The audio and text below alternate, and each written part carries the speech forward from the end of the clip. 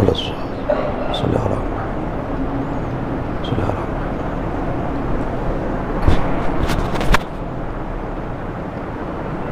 اعوذ باللہ من الشیطان اللعین الرجیم. بسم اللہ الرحمن الرحیم. الحمد للہ رب العالمین. الصلاۃ والسلام علی اشرف الانبیاء والمرسلین سیدنا و نبینا و مولانا ابی القاسم محمد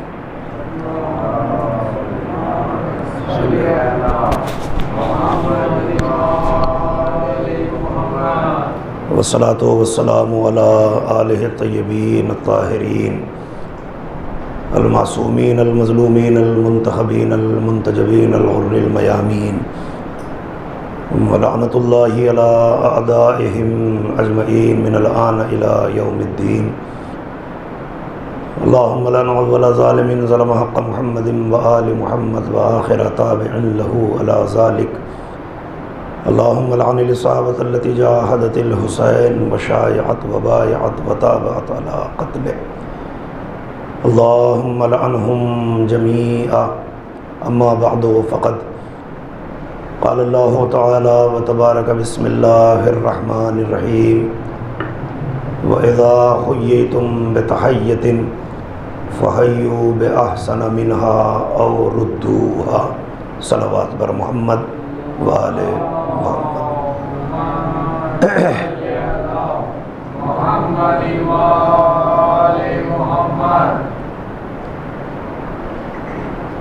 جیسا کہ آپ حضرات جانتے ہیں کہ مسلسل یہ مجالس کا سلسلہ جاری و ساری ہے، اور آج کا جو دن گزرا ہے وہ منسوب ہے امام کے سفر سے. کل ایک سبب کی بنا پر قرآن مجید کے موضوع کا انتخاب کیا تھا، اور جو اصل کل پڑھنا تھا وہ موضوعات چھیڑ رہا ہوں تاکہ امام حسین علیہ السلام کی عظمت و جلالت اور امام حسین کی خداوند عالم سے محبت اور اللہ کی امام حسین سے محبت زمانے کو سمجھ میں آئے. دنیائے انسانیت میں آج تک حسین جیسا کوئی بندہ پیدا ہوا ہی نہیں، جو ولادت کے اعتبار سے بھی الگ ہے، شخصیت کے اعتبار سے بھی الگ ہے. انشاءاللہ اگر اس دوران موقع رہا تو باقاعدہ ایک مجلس جو امام کی مناسبت سے ہوگی انشاءاللہ اس میں آپ حضرات کے خدمت عالیہ میں عرض کروں گا. آج کی مجلس کا عنوان بس آپ تک پہنچ جائے. سورہ مبارکہ نساء کی ایک آیت کا درمیانی حصہ تلاوت کیا ہے. جن افراد کو قرآن مجید کی تلاوت کا شوق ہے، جو ترجمہ و تفسیر کے ساتھ قرآن پڑھتے ہیں، انہوں نے گاہے بگاہے اس آیت کی تلاوت کی ہوگی، جس عظیم آیت میں خداوند عالم انسانیت کو ایک بڑا عظیم پیغام پہنچا رہا ہے. اگر یہ پیغام آپ تک پہنچ جائے تو جتنے یہاں پہ موجود ہیں کم سے کم وہ مجلس میں شریک ہوں اور احساس دلا دیں کہ آپ لوگ شریک مجلس اعضا ہو چکے ہیں. عام طور پر انسانیت کا مزاج یہ ہے کہ یہ لینا جانتی ہے، دینا نہیں جانتی. ملتا رہے لیکن دینے کے لیے ہاتھ کبھی آگے نہیں بڑھتا. عادتاً نہیں بڑھتا، فطرتاً نہیں بڑھتا، یا مزاجاً نہیں بڑھتا. یہ انسانیت کی ایک اپنی پریشانی ہے. اللہ چونکہ انسانیت کا بھی خالق ہے، انسان کا بھی خالق ہے، تو وہ مزاج اور فطرت دونوں کو جانتا تھا کہ شیطان اپنے دائرے میں لے لے گا، گھیرے میں لے لے گا، اور انسان جب کوئی کچھ دے گا تو واپس کرنے کا یقین نہ رکھے گا. لہٰذا اس نے پہلے ہی قرآن مجید میں یہ اصول قائم کر دیا. ارشاد ہوتا ہے سورہ مبارکہ نساء میں، جو میں نے آیت کا حصہ تلاوت کیا ہے، اگر بات پہنچ جائے تو جیسا دینے کا رواج ہے ویسا ہی واپس کرنے کا بھی رواج ہونا چاہیے، صرف لینا نہیں دینا بھی ہونا چاہیے۔ اور مجلسوں کی زندگی کی یہ بھی ایک علامت ہے کہ اگر ذاکر ممبر سے دے رہا ہو تو مجمع کو ادھر سے کچھ نہ کچھ واپس کرنا چاہیے۔ یہ دونوں کا حق ہے، آپ کا حق ہے لینا اور میرا بھی حق ہے آپ سے لینا۔ وہ جو ملتا ہے اس سے ذاکر کا پیٹ نہیں بھرتا، ہاں جو محنت کر کے ممبر پہ آیا ہے اگر مجمع اس پہ واہ واہ کر دے، سبحان اللہ کر دے، تو ذاکر کا دل بھی بھر جاتا ہے، اس کا پیٹ بھی بھر جاتا ہے۔ قرآن مجید کہتا ہے کہ انسانیت صرف لینا جانتی ہے، دینا نہیں جانتی، لہذا فطرت کے ان دروازوں کو اللہ نے بند کیا۔ بند کس عنوان سے کیا؟ ارشاد ہوتا ہے فَإِذَا حُيِّيتُم بِتَحِيَّةٍ فَحَيُّوا بِأَحْسَنَ مِنْهَا أَوْ رُدُّوهَا، اگر کوئی بندہ مومن یا کوئی انسان آپ کو کوئی تحفہ عطا کرے تو آپ کی ذمہ داری ہے کہ بہتر واپس کیجئے۔ اب یہ کوئی روایت نہیں ہے، یہ کوئی تاریخ نہیں ہے، اللہ کا قرآن مسجد میں رکھا ہوا ہے، جس کو شوق ہو پڑھنے کا وہ قرآن مجید اٹھائے، سورہ نساء کو کھولے، 69ویں آیت ہے۔ اللہ کہتا ہے کہ اگر تمہیں کوئی تحفہ ملے تو تم پر ضروری اور واجب ہے کہ اس سے بہتر تحفہ واپس کرو۔ اگر بہتر کی اوقات نہیں ہے تو کم سے کم جیسا ملا ہے ویسا واپس کرو۔ میں نے پڑھا، آپ نے شاید غور نہیں کیا، کوئی تھکن ہو سکتا ہے دماغوں پہ طاری ہو، لیکن ذرا سا آیت کے مزاج میں ڈوبیے، اپنے مزاج کو بدلیے۔ اللہ نے کیا کہا؟ اگر تحفہ مل جائے تو آپ پہ کیا ضروری ہے کہ بہتر واپس کریں، اگر بہتر نہیں دے سکتے تو کم سے کم اس کے جیسا تحفہ دیں۔ اب میں یہ سمجھتا ہوں کہ شیعوں سے زیادہ آیتوں کے مزاج کو کوئی سمجھ نہیں سکتا۔ دنیا میں سب سے ہلکا، سب سے آسان تحفہ ہے ایک دوسرے کو سلام کرنا۔ ایک مل جل کے سلوات بھیجیے عظمت محمد و آل محمد پر۔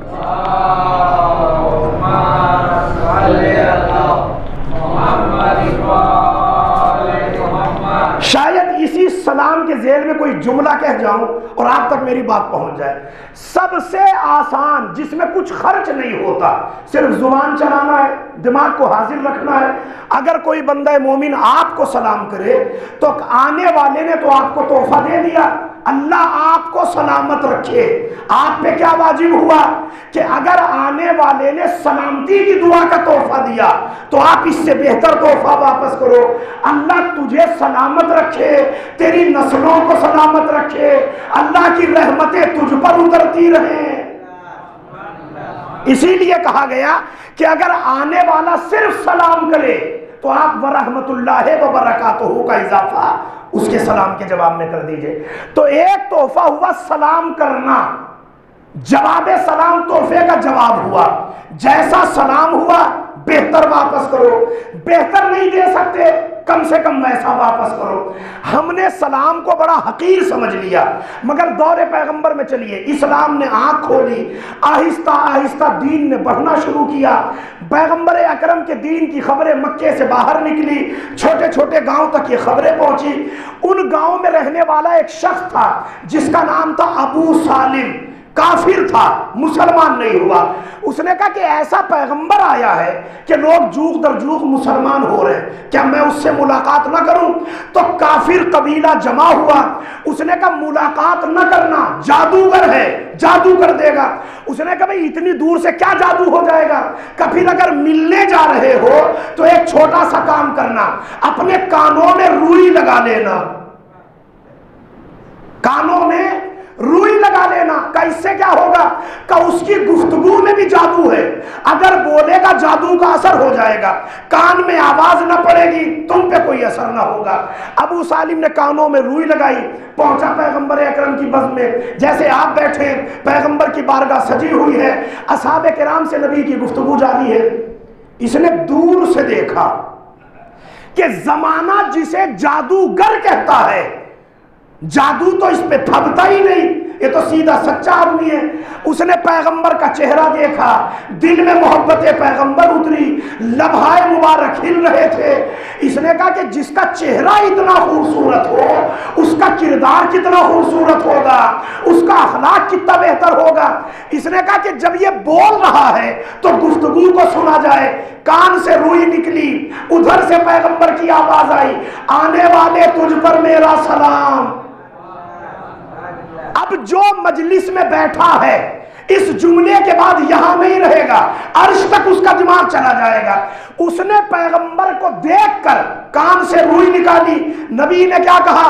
تجھ پر میرا سلام۔ فوراً آگے بڑھا، حضور کلمہ پڑھوائیے، کلمہ پڑھوائیے، کلمہ پڑھوائیے۔ ابھی نہ پیغمبر نے لا الہ الا اللہ بتایا، نہ محمد الرسول اللہ بتایا، نہ نماز بتائی، نہ روزہ بتایا، نہ قرآن بتایا، صرف سلام کیا۔ اس نے کہا کلمہ پڑھاؤ۔ کہ تم نے ماحول پہ غور نہیں کیا؟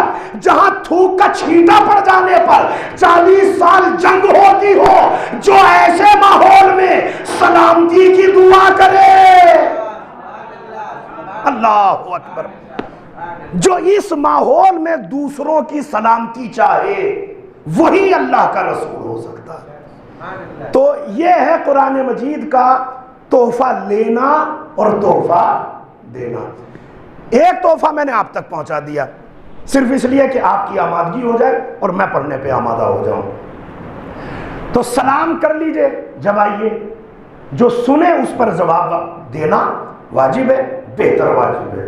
اب جملہ کہنے جا رہا ہوں، اگر جملہ پہنچ جائے، ایک ایک آدمی بول کے بتا دے کہ مجلس میں شریک ہو گیا۔ سلام کرنا ہے شریعت محمدیہ میں سنت، اور جواب سلام ہے واجب۔ آنے والے نے سلام کیا، سنت پہ عمل کیا، لیکن جس کو کیا اس پر جواب دینا ہے واجب۔ آج دنیا ہم سے پوچھتی ہے علی ولی اللہ سنت ہے یا واجب ہے؟ بس میں ان سے اتنا پوچھنا چاہتا ہوں کہ 16 رجب کو جب نبی کے دست مبارک پہ علی آئے، علی نے نبی کو سلام کیا، نبی نے جواب سلام دیا۔ سلام کرنا ہے سنت، جواب دینا ہے واجب۔ علی نے کیا کہا؟ السلام علیکہ یا رسول اللہ، اے محمد اللہ کے رسول تجھ پر میرا سلام۔ نبی نے فوراً کہا وعلیکہ السلام یا ولی اللہ، اللہ کے ولی تجھ پر میرا سلام۔ تو محمد الرسول اللہ سنت ہے، علی ولی اللہ واجب۔ بالکل آسان سا فارمولہ ہے۔ یا رسول اللہ، یا علی۔ سلام سنت، جواب واجب۔ تحفہ دینا بھی سنت، بہتر تحفہ لوٹانا بھی خداوند عالم کی سنت۔ اب بس میں موضوع کا آغاز کر رہا ہوں، آپ آمادہ ہو چکے۔ علامہ شیخ جعفر شوستری، نام آپ نے سنا ہوگا، بہت سی کتابیں انہوں نے تحریر فرمائی ہیں۔ حوالہ اس لیے دے رہا ہوں تاکہ حوالے سے بات مستند اور معتبر رہے، شک و شبہ کسی دماغ میں نہ آنے پائے۔ شیخ جعفر شوستری، ان کا رتبہ اگر آپ کو سمجھنا ہو تو ایک جملے میں رتبہ سمجھیے، اس انسان کو عالم ہی حسین نے بنایا ہے۔ اگر حسین کا کرم نہ ہوتا تو یہ عالم نہ ہوتے۔ علم بہت تھا ان کے پاس، حرم کے ذاکر تھے امام حسین کے، جو ممبر ہے حرم حسینی کا، وہاں یہ مجلس پڑھا کرتے تھے۔ مجلس کا انداز ان کا یہ ہوتا تھا، فضائل جب پڑھتے تھے تو ایک کتاب ادھر رکھی رہتی تھی فضائل کی، اور ایک مصائب کی کتاب کھولتے تھے، فضیلت پڑھتے تھے، آدھا گھنٹہ 1 گھنٹہ جو بیان ہوتا ہوگا وہ اتنی دیر فضائل پڑھا، آخر میں مصائب پڑھنا ہوا، کتاب اٹھائی مصائب پڑھ دیے۔ حرم میں ذاکری کرتے تھے، لوگ سنتے تھے کہ بیان تو بڑا اچھا ہوتا ہے، مگر ایسے دماغ کا کیا فائدہ کہ جو 2 حدیثیں یاد نہ رکھ پائے، کتاب دیکھ کے پڑھتا ہو۔ ایک دن مجلس پڑھ کے ممبر سے اترے، مجمع میں سے کسی نے یہی جملہ تیز آواز میں بول دیا، کان تک پہنچا، دل کو ٹھیس لگی۔ پر دل پہ ٹھیس لگنا تھی، گئے جا کے لیٹے، لیٹتے لیٹتے کہتے مولا کیا فائدہ ایسے علم کا کہ جس پہ لوگ تانے دیتے ہو، تان و تشنیع کرتے ہو، مولا میں آج کے بعد مجلس نہیں پڑھوں گا جب تک میرا حافظہ ایسا نہ ہو جائے کہ میں کتاب کو دیکھے بغیر پڑھنے کے لائق نہ ہو جاؤں۔ اتنا سا کہا، سوئے۔ عالم خام میں دیکھا کہ کربلا کا میدان سجا ہوا ہے، امام حسین کے خیمے سجے ہیں، امام کے خیمے میں جناب حبیب اور جناب زہیر ابن قین دونوں مولا کے صحابی خیمے کے دروازے پر موجود، یہ گھومتے گھومتے امام کے خیمے تک گئے۔ اب اندازہ لگائیے گا کہ کتنا بڑا عالم تھا جسے حسین نے عطا کیا۔ دروازے پہ گئے، جا کے انہوں نے سلام کیا، اندر سے امام کی آواز آئی، میرا جعفر آیا ہے، اس کو احترام سے اندر لے آؤ۔ ایک طرف جناب حبیب، ایک طرف زہیر قین، دونوں نے پیشوائی کی، امام کے خیمے میں لے کے گئے، دیکھا کہ سامنے مسند بچھی ہے، مولا تشریف فرمائے، امام کو سلام کیا، اجازت ملی، بیٹھے۔ امام نے کہا کہ جعفر تم نے آنے میں تھوڑی تاخیر کر دی، آج ہمارے پاس کچھ دینے کو ہے نہیں۔ اور اتنے میں جناب زہیر کو بلایا، بلانے کے بعد امام نے کہا دیکھو خیمے میں ایک کونے میں ستو پڑا ہوگا، پانی تو ہے نہیں، اسے تھوڑا سا ستو دے دو تاکہ ستو کھا لے۔ جناب زہیر قین نے ستو لیا، جعفر شوستری کو دیا، جعفر نے ایک چمچ منہ میں ڈالا، اب وہ جو حل ہو کے بدن میں پہنچا، آنکھ کھلی، سینہ علم سے لبریز ہو گیا۔ اب انہوں نے کتاب لکھی خصائص الحسینیہ، کیا نام ہے کتاب کا؟ خصائص الحسینیہ۔ اس میں 56 فضیلتیں صرف اور صرف کربلا مولا کی، کہ کربلا اور کعبے میں کیا فرق ہے۔ اور ان فضائل کا کمال یہ ہے کہ جعفر شوستری نے لکھا ہے، لکھوایا حسین نے ہے۔ تو بس وہی 2-3 فضیلتیں میں پڑھنا چاہ رہا ہوں، اور وہی تحفہ ہے جو اس کتاب میں تحفے کے طور پر جعفر شوستری نے لکھا، اور میں تحفتاً آپ کی سماعتوں کے حوالے کرنے جا رہا ہوں۔ کلام کا آغاز کرنے سے پہلے انہوں نے ایک تحفہ بیان فرمایا جو آپ کی تقریض کتاب میں مل جائے گا۔ فرماتے ہیں کہ جب ہنگام قیامت ہوگا، جناب سلمان، ابو ذر، مقداد، قمبر، ان جیسے صحابہ اللہ کی بارگاہ میں پہنچیں گے تو اللہ پوچھے گا لماذا جئتم، کیا تحفہ لے کر آئے ہو؟ تو جناب سلمان کہیں گے جئنا بولایت علی ابن ابی طالب، پروردگار ہم ولایت علی کا تحفہ لے کر آئے ہیں۔ تو اللہ کہے گا کہ جنت پہ راضی ہو؟ تو سلمان و ابو ذر پلٹ کے کہیں گے پروردگار جنت میں تو رہ کے آئے ہیں، اب تو علی کے قدموں میں جگہ دے دے، کیونکہ تحفہ ہے ولایت علی کا۔ تو ولایت اللہ کا اصول ہے کہ تحفہ ملے تو بہتر واپس کرو۔ اب جب ولایت کا تحفہ آیا ہے تو ولایت کا بدلہ جنت نہیں ہے، زندگی ہی جنت بن جاتی ہے۔ تو ولایت کے بدلے علی کے قدموں میں جگہ مانگی۔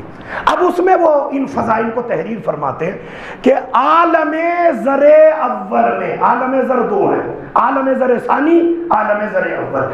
عالم زر ثانی جسے آپ عالم ارواح کہتے ہیں، جہاں آپ سے اقرار لیا، مجھ سے اللہ نے اقرار لیا، انبیاء سے اقرار لیا، یہ ہے عالم زر ثانی۔ عالم زر اول جہاں صرف اور صرف انبیاء تھے اور ائمہ اور خدا، اس کے علاوہ کوئی نہیں۔ اللہ نے انبیاء کی ارواح کو اپنے سامنے رکھا اور کہا ایک دور آئے گا میرے دین پر وقت پڑے گا، کوئی ہے جو میرے دین کو بچا کے تحفے میں مجھے واپس کرے۔ تو علامہ جعفر شوستری فرماتے ہیں امام حسین کی زبانی کہ جیسے ہی خداوند عالم نے یہ جملہ کہا، آدم صفوت کے صحرا میں دوڑنے لگے، نوح نجابت کے دریا میں ڈبکیاں لگانے لگے، موسیٰ آگ اور پانی اور لکڑی کا کھیل کھیلنے لگے، جناب عیسیٰ دم بخود ہو گئے جیسے دم نہ رہا ہو، آدم سے عیسیٰ تک ہر نبی خاموش۔ اچانک حسین کا نور آگے آیا اور آگے کہتا پروردگار میرے ہوتے ہوئے ان سے کیوں پوچھ رہا ہے؟ میں تیرے دین کو بچا کے تحفے میں تجھے دوں گا، بتا تو مجھے کیا دے گا؟ آواز قدرت آئی۔ اب جملہ پڑھ رہا ہوں اس موضوع کا پہلا جملہ، فوراً اللہ نے آواز دی حسین تو تحفے بتاتا جا، اگر بہتر نہ دوں خدا نہ کہنا۔ ایک مل جل کے صلوات بھیجے عظمت محمد والے محمد۔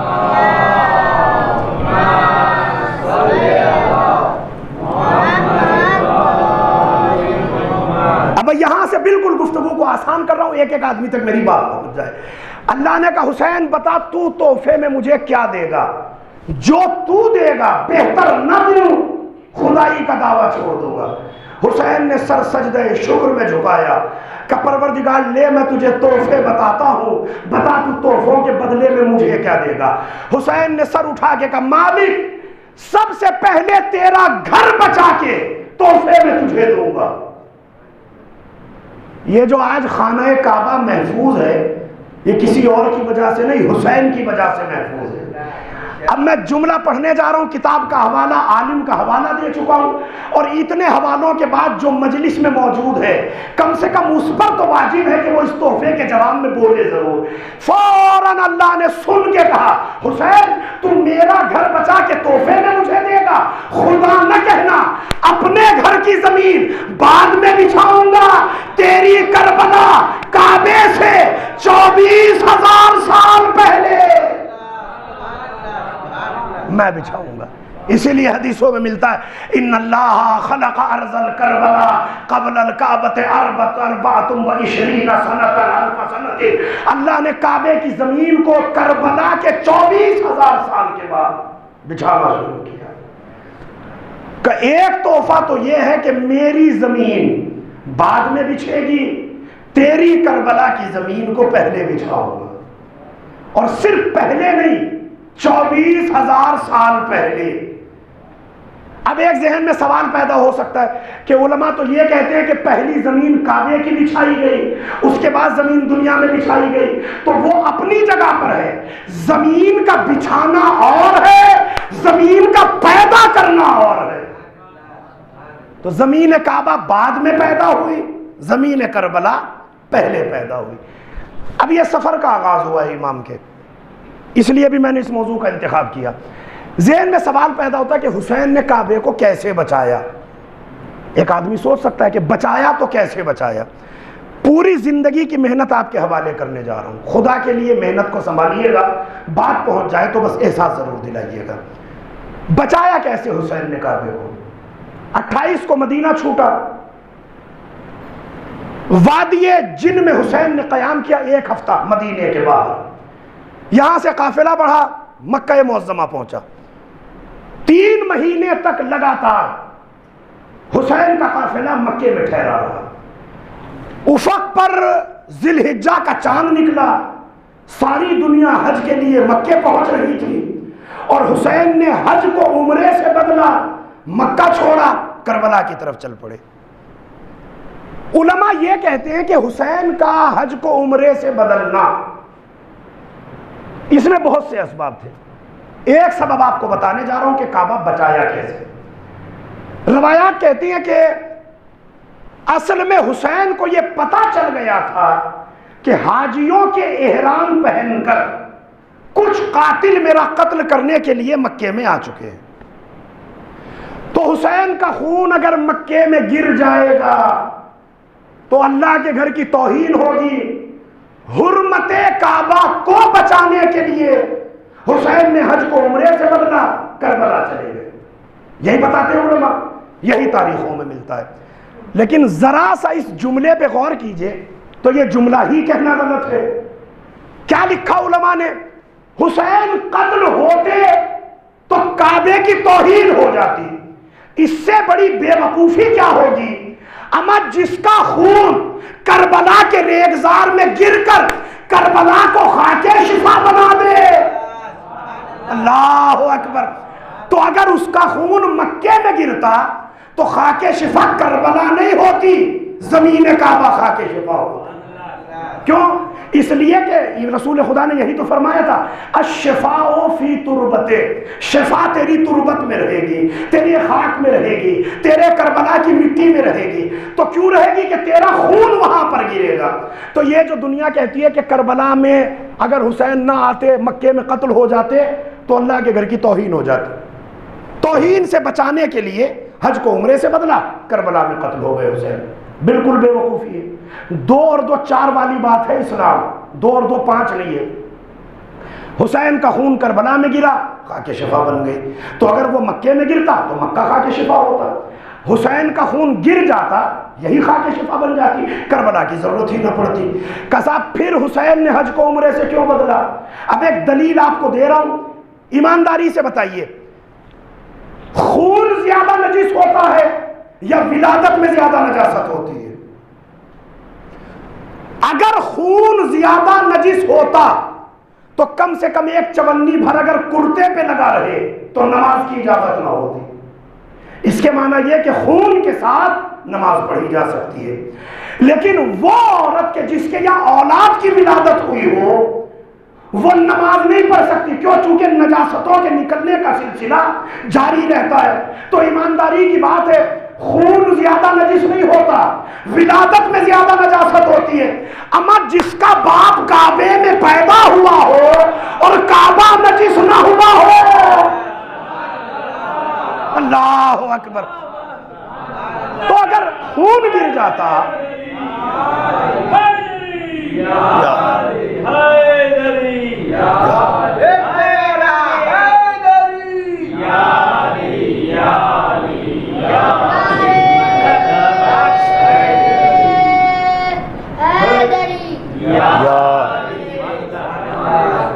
تو ایمانداری سے بتائیے، جس کے باپ کی ولادت وسط کعبہ میں ہوئی ہو اور کعبے کی توہین نہ ہوئی ہو، کعبے کی حرمت پہ اثر نہ پڑا ہو، تو اس علی کا بیٹا اگر کعبے میں مارا جاتا تو کیا کعبے کی توہین ہوتی؟ حرمت کعبہ کبھی پامال نہ ہوتی۔ تو پھر کعبے کے احرام کو جو حج کا حسین نے پہنا تھا کیوں بدلا احرام کو عمرے میں؟ اب یہ ذہن میں ایک سوال پیدا ہوتا ہے۔ پوری زندگی کی محنت ہے جو آپ کے حوالے کرنے جا رہا ہوں، بزرگ موجود ہیں، اگر سن رکھا ہو تو خاموش رہیے گا، نہ سنا ہو پہلی مرتبہ پہنچ رہا ہو تو ایک آدمی بول کے بتائے۔ یزید نے جب یہ دیکھا کہ حسین نے بیعت سے منع کر دیا تو اس نے کہا اچھا کہاں ہے حسین؟ کہ انہوں نے مدینہ چھوڑ دیا اور مکے کی طرف نکل گئے، مکے میں حسین کا قیام ہے۔ یزید نے ایک قاتلوں کا گروہ تیار کیا اور اسے کہا کہ حج کا احرام باندھو، اپنے احرام میں خنجر چھپاؤ، اور جب حسین طواف کر رہے ہو یا بھیڑ بھاڑ میں ہو خنجر نکالنا، حسین کو مار ڈالنا۔ اب ظاہر سی بات ہے کہ اتنے قاتل ہیں اور اتنا بڑا مجمع فرزند رسول حج کر رہا ہو تو پہچانا تو کوئی جائے گا نہیں کہ کس نے حسین کو مارا، لہذا تم حسین کو قتل کر دینا، خاموش ہو جانا، آگے تمہارا کوئی کام نہیں۔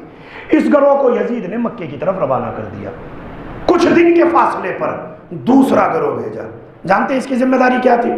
کہ جب مکہ معظمہ میں حج بیت اللہ کے دوران حسین مارے جائیں تو تم اپنے اپنے خنجروں کو نکالنا اور کہنا کہ اس نے حسین کو مارا، اس نے مارا، اس نے مارا، اس نے مارا، تو تم حاجیوں کا قتل عام شروع کر دینا، مکے کی زمین کو خون سے رنگین کر دینا۔ اب ظاہر ہے کہ ہزاروں لوگ جب ہزاروں لوگوں کو مارنا شروع کریں گے تو سامنے والا خاموش تو بیٹھے گا نہیں، تو مکے کی ساری زمین خون آلود ہو جائے گی۔ اس گروہ کو بھیجا۔ اب اسے پتہ نہیں کہ آگے کون گیا، آگے والے کو پتہ نہیں کہ پیچھے کون آنے والا ہے، اس کے تھوڑا سا پیچھے ایک گروپ اور گیا۔ اس سے یزید نے کہا کہ تمہاری ذمہ داری ہے کہ جب کعبے میں قتل عام ہو جائے، چاروں طرف خون کی ندیاں بہنے لگے، تو تم اللہ کے گھر کو یہ کہہ کے گرا دینا کہ جب وارث کعبہ نہ رہا تو کعبے کے رہنے کا کیا فائدہ، جب جانے کعبہ نہ رہا تو کعبے کے اینٹ پتھر کا کیا فائدہ، لہذا کعبہ منہدم ہو جائے گا، یزید کامیاب ہو جائے گا۔ حسین نے کہا تو میرے اللہ کے گھر کو مٹائے گا، جب تک حسین زندہ ہے اللہ کا گھر نہ مٹنے دوں گا۔ حج کو عمرے سے بدلا، بڑھتا ہوا قدم پیچھے ہٹا، کعبہ بچا یا نہیں بچا؟ اللہ نے کیا کہا تھا؟ تو تحفہ بتا، بہتر دوں گا۔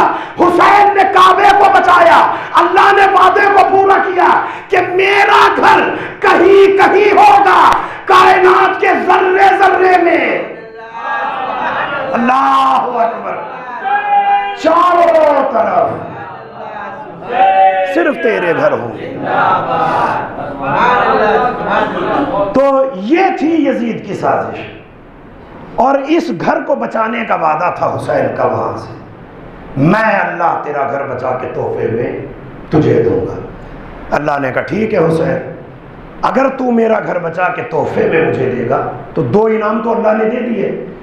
کعبے کی زمین بعد میں خلق ہوگی، کربلا کی زمین 24,000 سال پہلے کعبے سے خلق ہوگی۔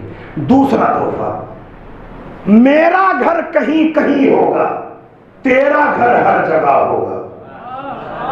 میرا ماننے والا بس مسلمان ہوگا، کافر ہو، مشرک ہو، منافق ہو، یہودی ہو، عیسائی ہو، ہر دل میں تیری محبت کو رکھوں گا۔ اگر بہتر نہ دوں تو مجھے خدا نہ کہنا۔ 3 تحفے اللہ نے دے دیے، اب پھر خدا کہتا ہے حسین میں نے بہتر کا وعدہ کیا ہے، اور صرف 1-2 لمحوں میں بہتر نہیں، ایسا بہتر دوں گا کہ تو دیکھتا جا کہ تیرے خدا نے تجھے واپس کیا دیا ہے۔ اب اللہ کہتا ہے میرے گھر کی مٹی کھانا حرام ہوگی۔ جو سمجھ گیا اس کی سماعت کو میں سلام کر رہا ہوں۔ میرا گھر، اللہ کا گھر، کعبہ، بیت اللہ، بیت الحرام، بیت المقدس، بیت المعمور، بیت العتیق، میرا گھر، وہاں کی مٹی کھانا حرام ہوگی، اور کربلا کی مٹی کا کھانا جائز نہیں، شفا ہوگا۔ اچھا آپ نے کبھی غور کیا کہ مٹی کھانا اسلام نے منع کیوں کیا ہے؟ کبھی اس لمحے پہ غور کیجئے گا، اسلام میں مٹی کھانا حرام کیوں ہے؟ حرام اس لیے ہے کہ امام فرماتے ہیں ایک شخص آیا، پیغمبر اکرم کی بھی حدیث مبارکہ ہے، آج کل ایسا ہو گیا کہ حالت حمل میں جب عورت کو کچھ بھوک لگتی ہے تو وہ مٹی یا پتھر کی طرف دوڑتی ہے کہ تھوڑی سی مٹی کھا لے تاکہ وہ جو بدن میں بچہ پل رہا ہے وہ کچھ ایسی کمی پیدا ہوتی ہے کہ جس کی وجہ سے ماں مٹی یا پتھر کھانے پہ آمادہ ہو جاتی ہے۔ اسلام کہتا ہے من اکل التین ولم یتوب لم یصلی علیہ، خبردار جو مٹی کھاتا ہوا مر جائے، توبہ نہ کرے، نماز جنازہ نہ پڑھنا۔ کیوں؟ اس لیے کہ مٹی کھا کے مرا ہے تو کافر ہے، مٹی کھانے والا کافر ہے، پیغمبر کی حدیث ہے۔ کسی نے آپ کے چھٹے امام سے پوچھا کہ مولا مٹی کھانا حرام اللہ نے کیوں کیا؟ تو امام نے ارشاد فرمایا یہ بتاؤ اللہ نے آدم کو کاہے سے بنایا تھا؟ کہ مٹی سے۔ کہ پھر مٹی کیا ہوئی؟ کہ تمہاری ماں بھی ہے، تمہاری باپ بھی ہے، تو جو مٹی کھاتا ہے گویا وہ اپنے باپ کا گوشت چبا رہا ہے۔ اب آپ اندازہ لگاؤ، ہر جگہ کی مٹی کھانا حرام اور کربلا کی مٹی کھانا شفا، مطلب کیا ہوا؟ ساری زمینیں اور ہیں، کربلا کی زمین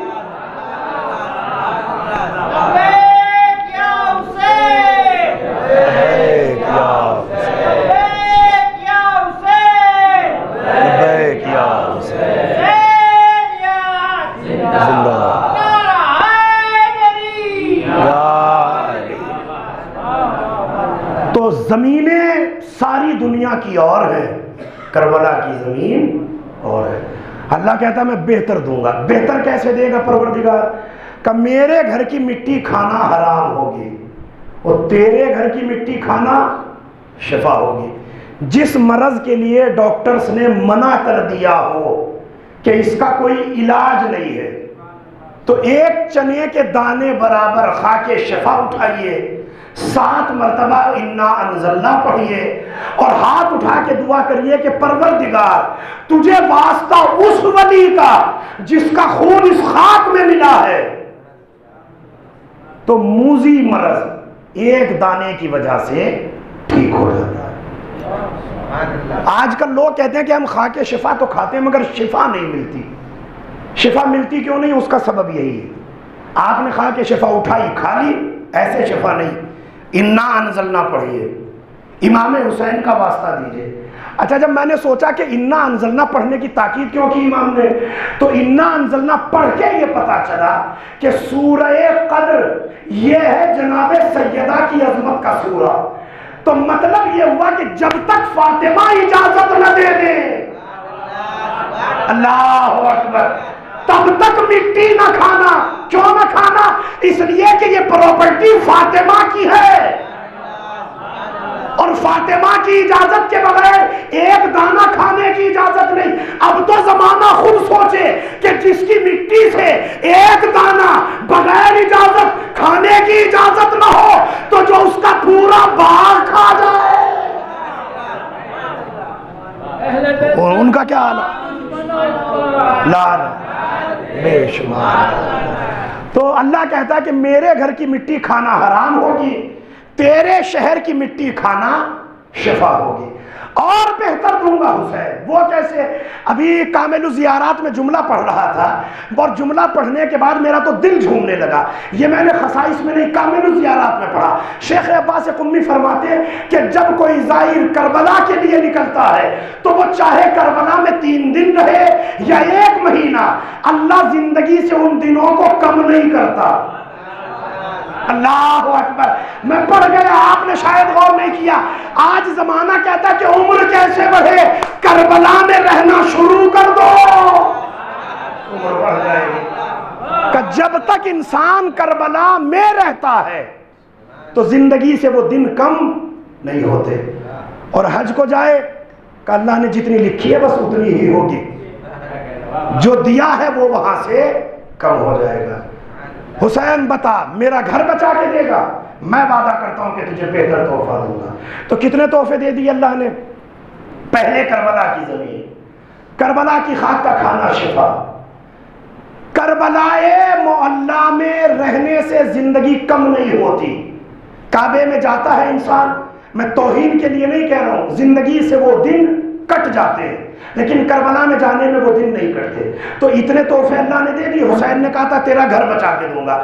اب آخری تحفہ اللہ کی جانب سے سنیے، اللہ کہتا ہے حسین روز عرفہ اپنے حاجیوں پر نظر کرم بعد میں کروں گا، کربلا آنے والوں پر نظر رحمت پہلے ڈالوں گا۔ پوری مجلس کا سب سے قیمتی جملہ کہنے جا رہا ہوں، میری طرف سے نہیں ہے، شیخ جعفر شوستری علیہ الرحمہ، حرم کے ذاکر، خصائص الحسینیہ کے حوالے سے۔ اللہ کہتا ہے کہ حسین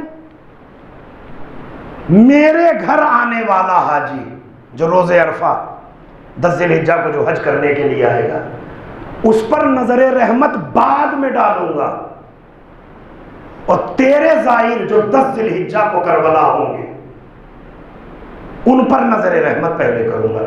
اسی سے ملتی جلتی حدیث آپ کے چھٹے امام سے منسوب ہے۔ امام نے ارشاد فرمایا ان اللہ ینظر الی زوار ابی عبداللہ الحسین یوم عرفۃ قبل الحجاج، اللہ حاجیوں پر روز عرفہ نظر رحمت بعد میں ڈالتا ہے، زائر حسین پر پہلے ڈالتا ہے۔ جناب زرارہ ابن اعین نے ہاتھ جوڑے، وہ ہاتھ جوڑ کے کہتے ہیں کہ فرزند رسول، کیا آپ کے نانا کی حدیث نہیں ہے ان الحجاج ضیاف اللہ، حاجی اللہ کا مہمان ہوتا ہے، اللہ اس کا میزبان ہوتا ہے؟ کہ یقیناً میرے نانا کی حدیث۔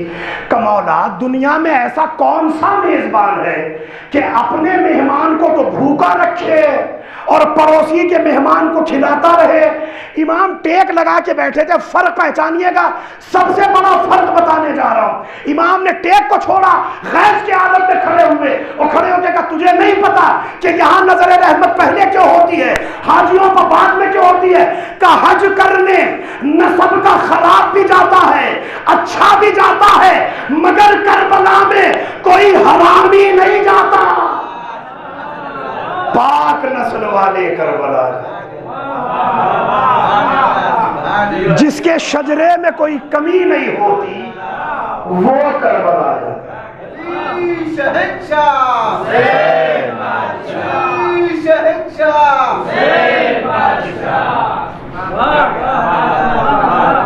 حاجیوں میں، اور یہ تو آپ اکثر دیکھتے ہیں حج کرنے والوں میں، اپنی قوم کی بات نہیں کر رہا ہوں میں، غیروں کی، جو 73 فرقوں میں 72 سے تعلق رکھتے ہیں، تو یہ تو یقینی سی بات ہے کہ مولا علی کا بغض بہت سو کے دلوں میں رہتا ہے۔ وہ پیغمبر پہلے فرما چکے ہیں کہ بغض علی علامت ہے اس انسان کی کہ جس کی ولادت پاک نہیں ہے۔ تو ایسے بہت سے لوگ جاتے ہیں۔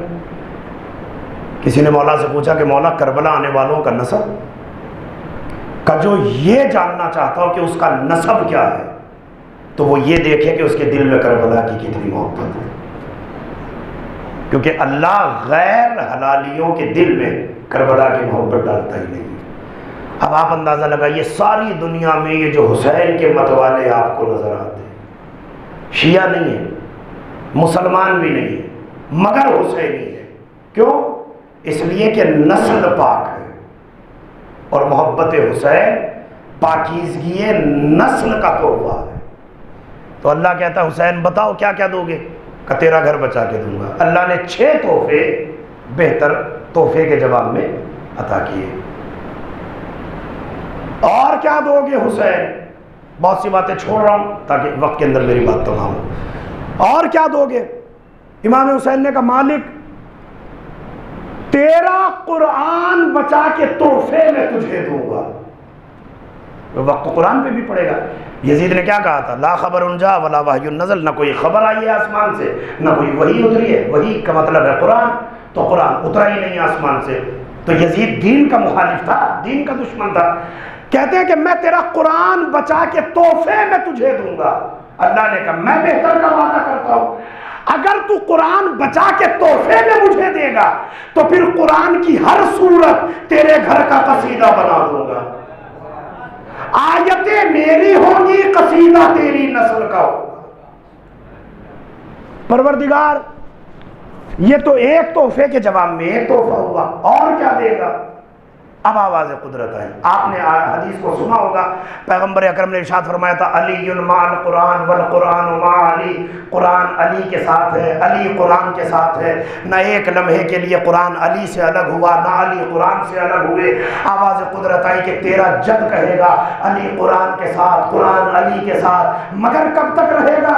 کہ جب 41-40 ہجری تک علی دنیا میں رہیں گے، قرآن علی کے ساتھ، علی قرآن کے ساتھ، مگر میں تیرے ساتھ قرآن کو ایسا لگاؤں گا کہ تیرا بدن کربلا میں ہوگا، سر نوچے نیزہ پہ ہوگا، اور تیرا لب قرآن کی تلاوت کر کے بتائے گا۔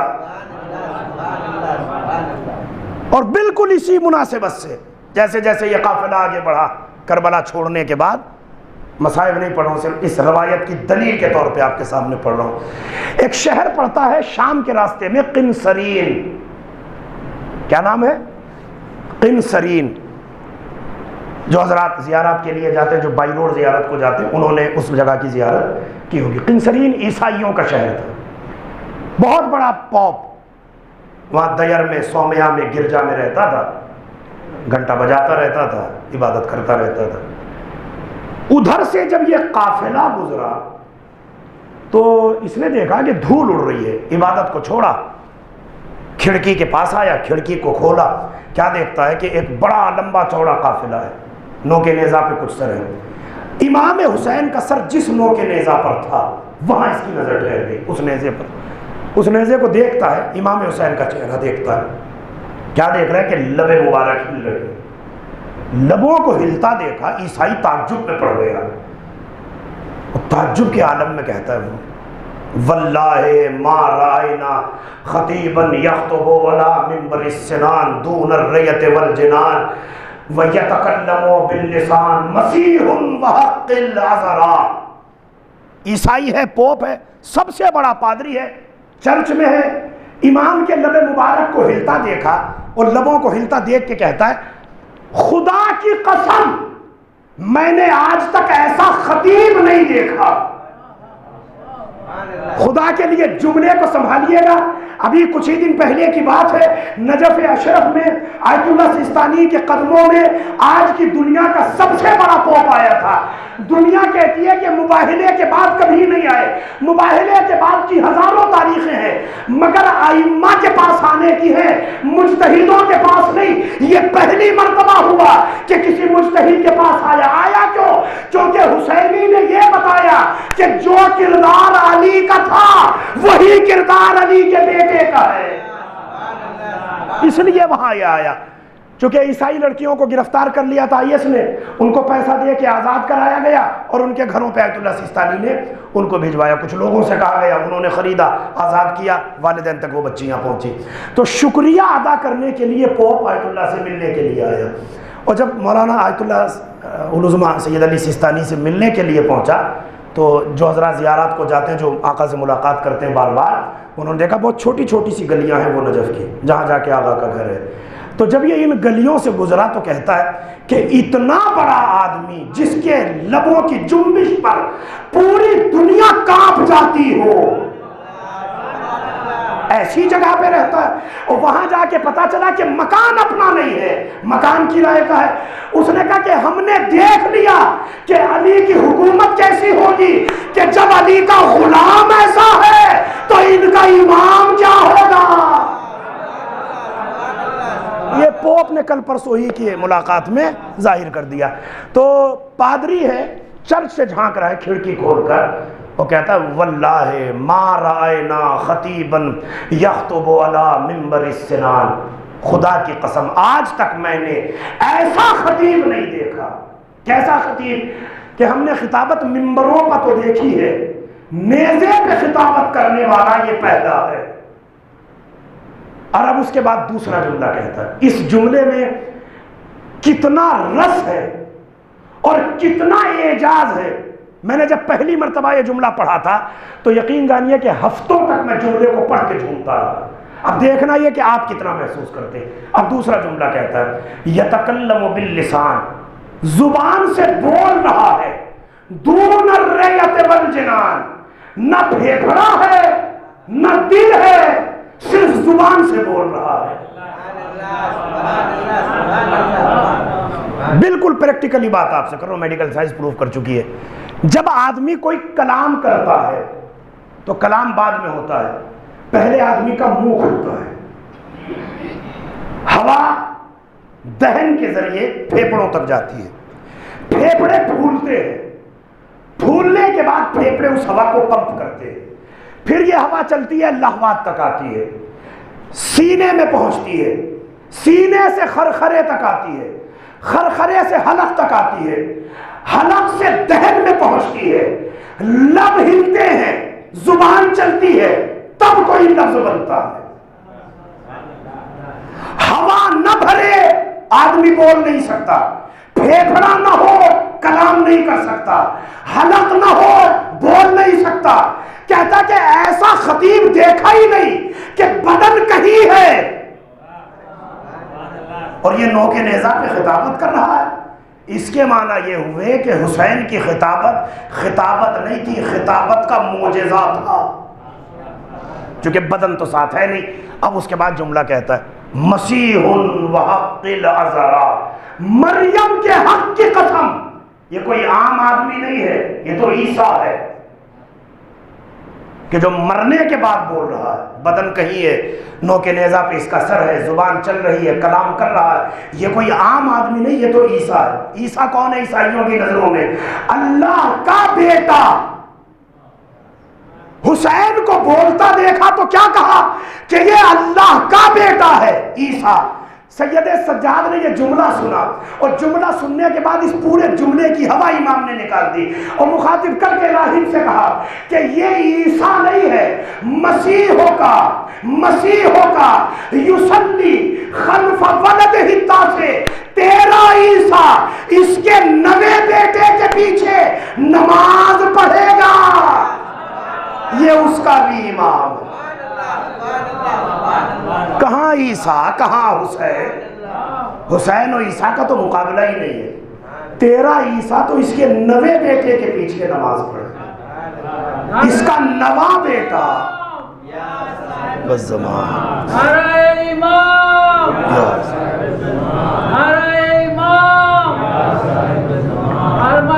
علیہ السلام بآواز بلند صلوات اللہم صلی علی محمد و آل محمد۔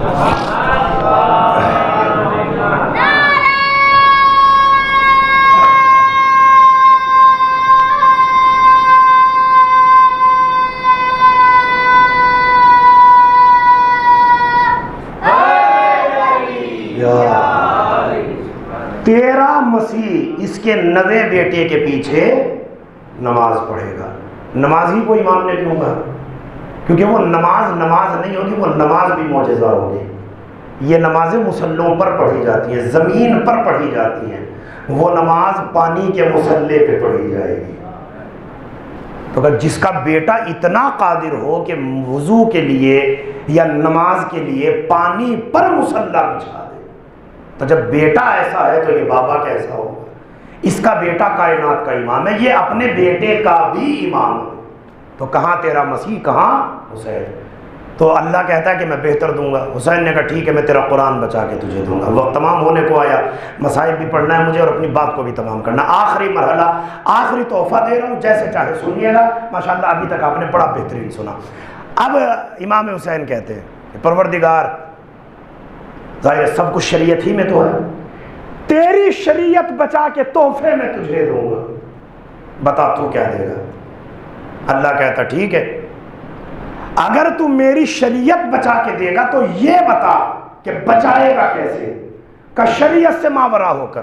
شریعت سے ماورا ہونے کا کیا مطلب ہے؟ پڑھیے قرآن سورہ انفال میں خداوند عالم ارشاد فرماتا ہے ان یکن منکم 20 صابرون یغلبوا 200، اگر 20 صابر ہوں گے تو میں 200 پہ غلبہ دے دوں گا، مگر محمد 20 کو 200 سے لڑانا نہیں۔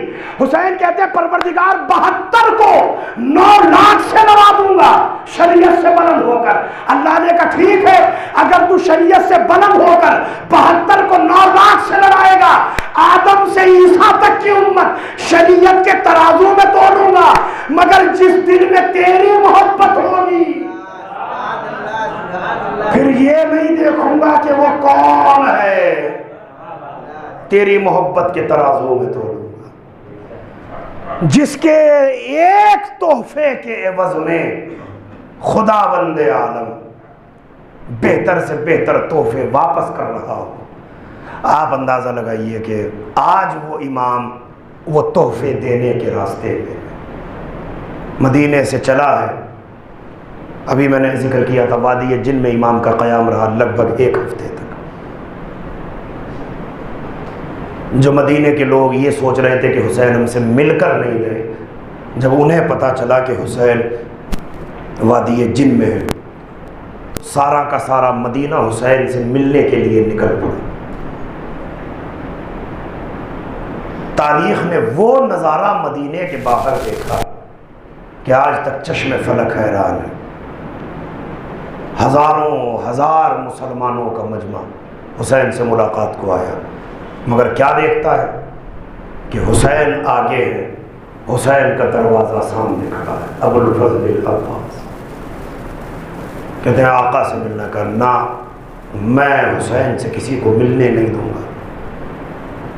شہزادی نے میری ضمانت میں اپنے بھائی کو دیا۔ اندر سے آقا کی آواز آئی عباس آنے دو، یہ ملنا چاہتے ہیں۔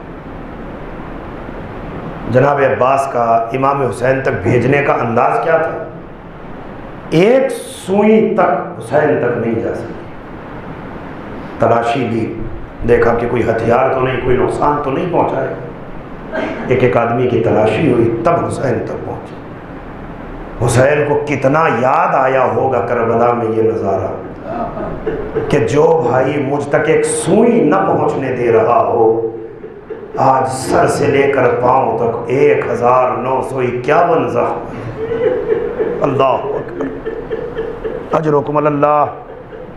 بس تمام کر دی میں نے مجلس، 2-4 جملے مسائل کے تاکہ آنکھوں سے آنسو نکلیں اور ہم شریک سفر حسینی ہو جائیں۔ کربلا کی طرف قافلہ بڑھا، مکہ پہنچا، مکے سے کوفے کی طرف چلا۔ بڑی صعوبتیں ہیں جناب عباس کے لیے، مگر روایات کہتی ہیں کہ قافلے کے آگے آگے ابو الفضل العباس علمدار لشکر حسینی ہر خطرے کا سامنا کرنے کے لیے تیار۔ مجال نہیں ہے کہ ہوا بھی بغیر عباس کی اجازت کے حسین تک چلی جائے۔ کئی منزلوں سے قافلہ گزرا۔ روایات کہتی ہیں کہ کوفے کے قریب مسیب یا منزل ثعلبہ یا کسی اور منزل پر جب حسین کا قافلہ رکا، حسین نے ایک نائب بھیجا تھا کوفے کی طرف جس کا نام تھا مسلم ابن عقیل۔ وہ کہا بھیا جا کے آگاہ کرنا کہ حالات کیا ہیں، تمہاری خبر کے مطابق حسین اگلا قدم اٹھائے گا۔ ادھر سے مسلم کا خط آیا، آقا ہاتھ اور دل دونوں تیار ہیں بیعت کے لیے، تشریف لائیں۔ حسین کوفے کی طرف چلے، ایک منزل پہ قیام کیا، منتظر ہے کہ مسلم کی کوئی خبر آئے۔ روایات کہتی ہیں کہ بار بار حسین خیمے سے باہر آتے، کبھی خیمے کے اندر جاتے۔ جناب عباس نے یہ نظارہ کئی مرتبہ دیکھا، دیکھنے کے بعد کہتے ہیں آقا اتنا بے چین کیوں؟ کہا اب تک میرے مسلم کی کوئی خبر نہیں آئی۔ روایت کہتی ہے کہ کچھ عرصہ گزرا تھا، اچانک حسین نے کچھ کہا، وہ حسین کا کچھ کہنا تھا، جناب عباس نے جو کان لگائے تو دیکھا کہ حسین جواب دے رہے ہیں وعلیک السلام یا اخی مسلم، میرے بھائی مسلم تجھ پر بھی میرا سلام۔ جناب عباس بے چین ہوئے، آئے مولا کے پاس، آگے کہتے ہیں آقا کیا مسلم نے سلام بھیجا ہے؟ ہاں عباس مسلم نے سلام بھیجا۔ آقا کس حالت میں ہے میرا بھائی؟ آپ اگر جناب عباس اور مسلم کے رشتے کو جانتے ہو، بھائی ہونا تو اپنی جگہ ہے، جناب عباس کی بہن جناب مسلم کے عقد میں ہے، ام البنین کی بیٹی عباس کی سگی بہن جناب مسلم سے بھی آئی ہے۔ مسلم اکیلے نہیں گئے، دونوں بچوں کو ساتھ لے کے کوفہ گئے، اور مسلم کی چھوٹی سی بچی جناب عباس کے ساتھ، مسلم عباس کی بھانجی، اور جناب عباس کی بہن جناب عباس کے ساتھ۔ کہتے ہیں آقا کس حالت میں ہے میرا بھائی؟ امام حسین نے کہا بیٹا ایک کام کرو، آنکھوں پہ ہاتھ پھیرا، ذرا نظر ڈالو کچھ نظر آتا ہے۔ اب جو جناب عباس نے دیکھا تو کیا دیکھا کہ دارالامارہ کی چھت ہے، مسلم کے گلے پہ تلوار لگی ہوئی ہے، اور جلاد چاہتا ہے کہ مسلم کے لاشے کو زمین پر پھینکے۔ عباس تڑپ گئے، تڑپ کے کہتے ہیں آقا جیسے مجھے یہ نظارہ دکھایا ایسے ہی مجھے کوفے پہنچا دیجئے۔ حسین نے کہا بھیا کوفے جا کے کیا کرو گے؟ کہا آقا دیکھ نہیں رہے اتنی بلندی سے لاشا پھینکا جائے گا، کوئی سنبھالنے والا تو ہو۔ حسین نے تڑپ کے کہا بھیا ذرا نیچے نظر ڈالو۔ اب جو عباس نے دیکھا کالا برقع پہنے فاطمہ زہرا ہاتھوں کو پھیلائے، اجرکم اللہ اجرکم اللہ۔ بس ختم ہو گئی عزیز و مجلس، آخری جملہ، مجلس تمام ہے۔ گرائے گئے مسلم، سنبھال لیا فاطمہ نے۔ مسلم کی چھوٹی سی بچی کو امام حسین نے طلب کیا، بلایا، آغوش میں بٹھایا، بالوں میں بڑے پیار سے ہاتھ پھرانے لگے، رخساروں کا بوسہ لیا۔ اچانک کہتے ہیں عباس میرے خیمے سے وہ صندوق لے آؤ۔ عباس گئے، صندوق لے کے آئے، حسین نے صندوق کھولا، اس میں سے 2 گوہر حسین نے نکالے، مسلم کی بچی کے کانوں میں ڈالے۔ عباس نے پوچھا آقا یہ کس لیے ڈالے؟ کہ عرب کا رواج ہے جب کوئی بچی یتیم ہو جاتی ہے اس کے کانوں میں گوشوارے ڈالے جاتے تاکہ دیکھنے والا سمجھ جائے کہ اس کے سر پہ باپ کا سایہ نہیں ہے۔ میں ہاتھ جوڑ کے کہوں گا آقا گوشوارے تو ڈال رہے ہو مگر سکینہ کو نہ دیکھنے دینا، کہیں ایسا نہ ہو شام غریبہ جب گوشوارے چھنے آپ کی لاڈلی اے بابا میرے گوشوارے چھین لیے۔ وَسَيَعْلَمُ الَّذِينَ ظَلَمُوا أَيَّ مُنقَلَبٍ يَنقَلِبُونَ إِنَّا لِلَّهِ وَإِنَّا إِلَيْهِ رَاجِعُونَ۔ الہی بحق زہرا و ابیہا و بعلہا و بنیہا، مالک واسطہ محمد و آل محمد کا ہماری عبادت کو قبول فرما۔ اس مجلس اعزاء کے صدقے سے جہاں جہاں بھی مومنین مومنات آباد ہیں ان کے جان مال عزت و آبرو کی حفاظت فرما۔ جو واسطہ محمد و آل محمد کا زیارات کے متمنی و جذب زیارات سے مشرف، تمام مزارات مقدسہ کی حفاظت فرما۔ ہمیں جو مومنین مومنات بیمار انہیں صحت کامل عاجلہ عنایت فرما۔ عظمت آل محمد کا واسطہ خدایا ہمارے وارث کے ظہور میں تعجیل فرما، ہمیں سوائے گناہ کے محاکمہ سے ہمیں ہمارا شکر ربنا تقبل منا